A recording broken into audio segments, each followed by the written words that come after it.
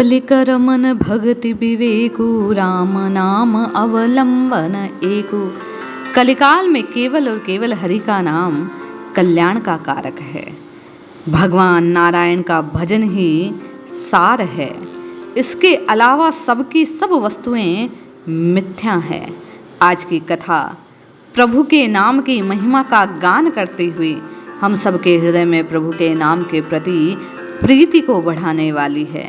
निश्चय ही ये कथा हमें ये प्रकट करेगी कि प्रभु के नाम की अद्भुत महिमा कैसी भारी है और किस प्रकार प्रभु के नाम का जप करना चाहिए, कैसे प्रभु के नाम की शरणागति जीव को धारण करनी चाहिए।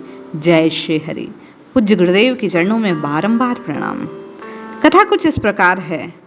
महान संत श्री विष्णु चित्त परियल्लवार बाल्यकाल से भगवत भक्ति के चिन्ह इनमें दिखने लगे थे। यज्ञोपवीत संस्कार होने के बाद बालक के बिना जाने पहचाने अपना तन मन प्राण भगवान के चरणों में अर्पित कर दिया। श्री नारायण के रूप का ध्यान, उनके नाम का जप, श्री विष्णु सहस्त्र नाम का गायन, केवल यही इनके जीवन का ध्येय रह गया था। युवा अवस्था में पदार्पण करते ही इन्होंने अपनी समस्त संपत्ति बेचकर उर्वरा भूमि ले ली और उसमें एक सुंदर बगीचे का निर्माण कर दिया। प्रतिदिन वे प्रातः काल उठकर नारायण नाम का जप करते, पुष्प चयन करते, उसकी माला बनाते, भगवान नारायण को पहनाते और मन ही मन प्रभु के विग्रह को देखकर प्रसन्न होते थे। एक दिन रात्रि में उन्हें भगवान नारायण ने स्वप्न में कहा, तुम मदिरा के धर्मात्मा राजा बलदेव से मिलो। वहाँ सब धर्मों के लोग एकत्र होंगे। वहाँ जाकर तुम प्रेम और भक्ति का प्रचार करो। तुम वहाँ भगवान के सविशेष रूप की उपासना की आनंद प्राप्त करने वाली सच्चल और सहज सरल मार्ग का प्रतिपादन करो, उसे प्रमाणित करो। जाओ जाओ जाओ, मदुरै की ओर प्रस्थान करो। तुम विष्णु चित्त भगवान का आदेश पाकर प्रसन्नता से खिल उठे। वे बोले, प्रभु, मैं अभी मदुरा के लिए प्रस्थान करता हूँ, किंतु मुझे शास्त्रों का किंचित भी ज्ञान नहीं।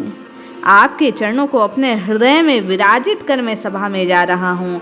आप जैसा चाहें यंत्रवत मुझसे करा लें। विष्णु चित्त भगवान की शरणागति को ग्रहण कर भगवान के आश्रित हो मदुरा की ओर चला।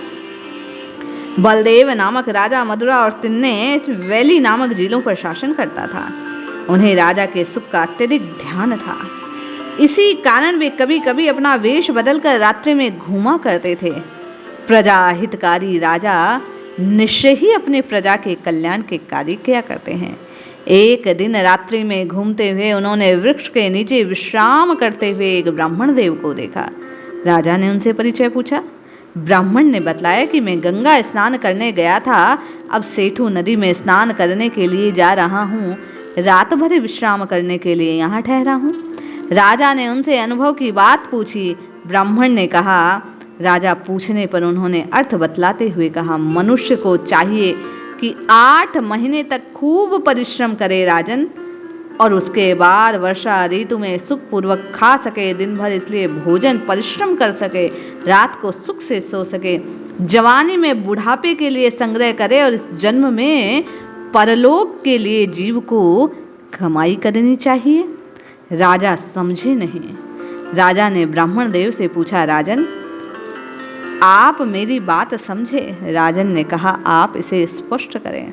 ब्राह्मण ने कहा, परलोक के लिए कमाई करने का अभिप्राय है राजन, भगवान का नाम आश्रय ग्रहण करने योग्य है। जीव को भगवान के नाम का आश्रय लेकर अपने कल्याण के पथ का पथिक होना चाहिए। राजा इस उपदेश से बड़े प्रभावित हुए। ब्राह्मण ने उनके मन में भक्ति का बीज डाल दिया था। लौटकर उन्होंने समस्त धर्मों के आचार्यों को एकत्रित कर उपयुक्त निश्चय कर उन्हें संतों का संग और उपदेश सुनने का अवसर मिले, ऐसी बात की व्यवस्था कर ली। पंडित मंडली में विष्णु चित्त शांत भाव से भगवान श्री नारायण का स्मरण करते हुए मन ही मन प्रभु के नाम को जप रहे थे। उन्होंने सबकी शंकाओं का बड़े सरल शब्दों में समाधान कर दिया। उनका प्रभाव सब पर पड़ा। उन्होंने सविस्तार समझाया कि भगवान नारायण ही सृष्टि के निर्माता, पालक, प्रलय के काल को समेट लेने वाले हैं। वे सर्वोपरि देव हैं। सर्वतोभावेन अपना जीवन उनके चरण प्रांत में अर्पित कर देने वाले का कल्याण निश्चित हो जाता है। इस कलिकाल में केवल और केवल हरि के नाम का स्मरण करना एकमात्र कल्याण का सहज साधन है। वे नारायण ही जीव के रक्षक हैं। महात्मा पुरुषों की रक्षा और दुष्टों का दलन करने के लिए वे समय समय पर पृथ्वी पर अवतरित हो धर्म की संस्थापना करते हैं। इस मायामय जगत में त्राण पाने के लिए विश्वास पूर्वक उन पर तन मन न्यौछावर कर उनकी आराधना करनी चाहिए। उनके नाम का जप, उनके गुणों का गान करना चाहिए। भगवान नारायण के चरणों की भक्ति ही जीव के कल्याण का साधक है। भगवान नारायण के नाम का जप ही जीवा को शुद्ध करने वाला है और जीवन को गति प्रदान करने वाला है। भगवान नारायण का भजन जीवन का सार है। इनके दिव्य उपदेश से सभी प्रभावित हुए भगवान नारायण के चरणों की भक्ति की ओर प्रवाहित हो गए। इसी प्रकार हमें और आपको भी नित्य निरंतर भगवान नारायण के चरणों का आश्रय ग्रहण करना चाहिए, नाम जप करना चाहिए। प्रभु के नाम का आस्वादन ही जीव के कल्याण का साधन है। इसलिए जपिए जपिए जपिए, नित्य निरंतर प्रभु के नाम को जपिए।